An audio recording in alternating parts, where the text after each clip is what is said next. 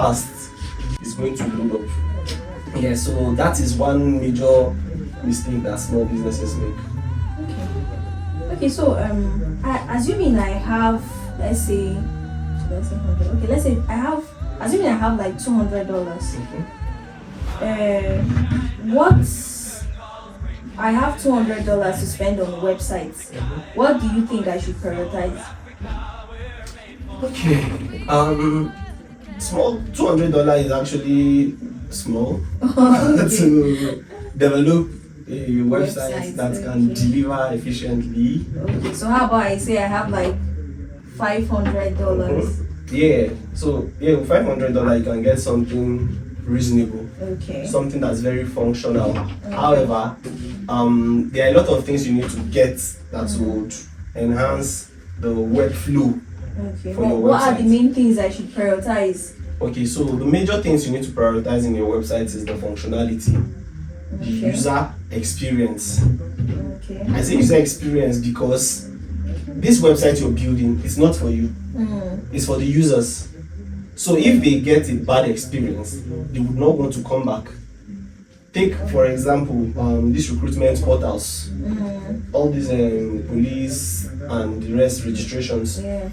The user interface and user experience is very bad, but because you are there for something, you just overlook all those aspects and you just keep focus on just try and achieve what you're there for. So user experience, user interface are key things to actually prioritize when developing your platforms. Okay, so how do you balance making a site look beautiful versus making it actually, convert customers? Okay, so that's a very dicey one because in a bid to make it look very fancy, to bring in people, you might lose some key features in functionalities. So there's what they call themes and templates that we use when you don't want to code every part of your website. Yeah, so these things, they come with plugins that can enhance the productivity of your site. For instance, you go to your website and there's a chat bot, there's a chat, live chat on the site. These features here are added by the use of a plugin that if you would want to code everything from scratch, is going to slow down the site, but you can just easily use a plugin and it will speed up the process of the users. That's fine. Okay, then I want to know. I don't know if I should call this question. This first question is coming from a side of concern. What's one should I call it graphic web design trend that you think is overrated? What's one graphic trend that you feel is overrated? Maybe a graphic trend or a should I rather say a website trend you feel is overrated? And which one do you think is underrated? Okay, so there are things that people do in sites. When you're trying to do graphic design or develop a website, there's what they call hierarchy in placement of what comes first. elements. Yes, what comes first. What you want the users to see. Looking at this Catalyst logo now, you are going to see the catalysts first.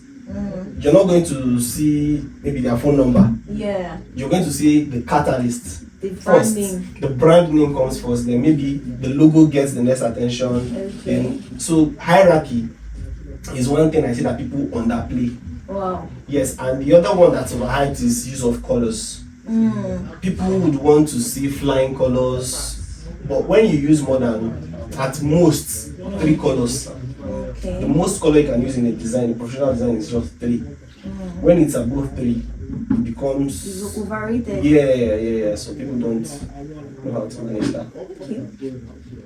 Okay, how do you explain good branding to a client who just wants something that looks nice?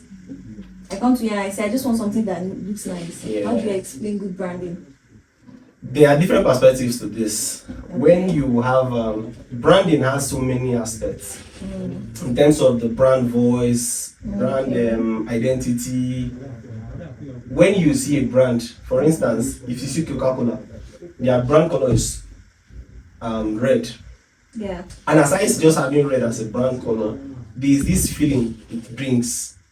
So when somebody says they want a nice brand or they want something that looks nice as a brand, you have to ask in what aspect, because being nice has different meanings to different people. Myself, I don't like loud colors. I don't like complex fonts. I don't like busy logos. Okay. So I have done a logo project for a client, and the client says it's too busy. Wow. Yes. And there's someone else I did something else for, and the person said this is too plain. Oh. Do you understand? So that depends on who's asking. Exactly. Yeah, so being nice depends on who's asking and what they want. So most times when they reach out to us for any project, you ask them what they want, what do they look to see in the design or in the web development. But most times they'll tell you that you're the professional here. Do your thing. Do your thing. So yeah, it's relative. What's a logo or a brand that you designed that you're most proud of? And why are you so proud of it? I did a project for Doings. It's a printing press. Okay. They're based in Abuja. And I didn't know the company was big until I started seeing my logo on billboards around Abuja. So there's one around this Jabi flyover. So anytime I'm passing there, I usually tell people that you designed this. Yeah, I know that feeling. Yeah, this is my work. And for the fact there's copyright on the designs, they don't just use it without my consent. So when you do a full branding for people, there's this NDA and documents, copyright you have on your project that you don't get to see it anyhow. Yes, elsewhere. Yeah, so it's a wonderful thing. Okay, so let's dive into the aspects where you register company. Why did you start helping people register companies? Okay, so my company was registered in 2019. So then it was hell of a process because you need to get a lawyer or a chartered accountant to do that for you, and it's a long process.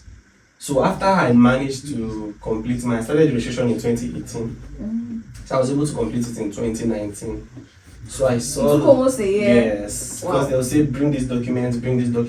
You need to physically go to their office to do some verifications, and they'll say wait, you come back, and I saw the stress in doing all of this. So luckily in 2019 or 2020 they now put it online because they now had so much workload in the office. They needed help. Yeah, they needed help. So they had to create this self-service portal where people can do it on their own. All you need to do is just go on the platform, fill in the necessary requirements, upload necessary documents, and you're done with it. So we took that as an opportunity to help other businesses register. So we don't charge as much as the lawyers would charge. Yeah, definitely. Yeah, so that was one aspect that made people come to us. We're not chartered, we're not lawyers, but people still come to us because we don't charge as much as they would charge. Yes, and we deliver the same results. Okay. Yeah. Okay, what are the top let's say top 3 mistakes people make when registering a business in Nigeria? Okay, so the first one is not knowing the difference between a business name and an LLC, like a limited liability company, or limited. Some people don't know the difference. Some persons run their businesses with maybe another director or a partner, but when registering, they'll tell you they want to do business name. Business name is just for a small business, maybe these provision stores, people that do small stuff. But once you tell them, okay, for this type of business, you have to do a limited liability company. They'll tell you, no, we're not ready for that now. We don't have the money, but we can do it later.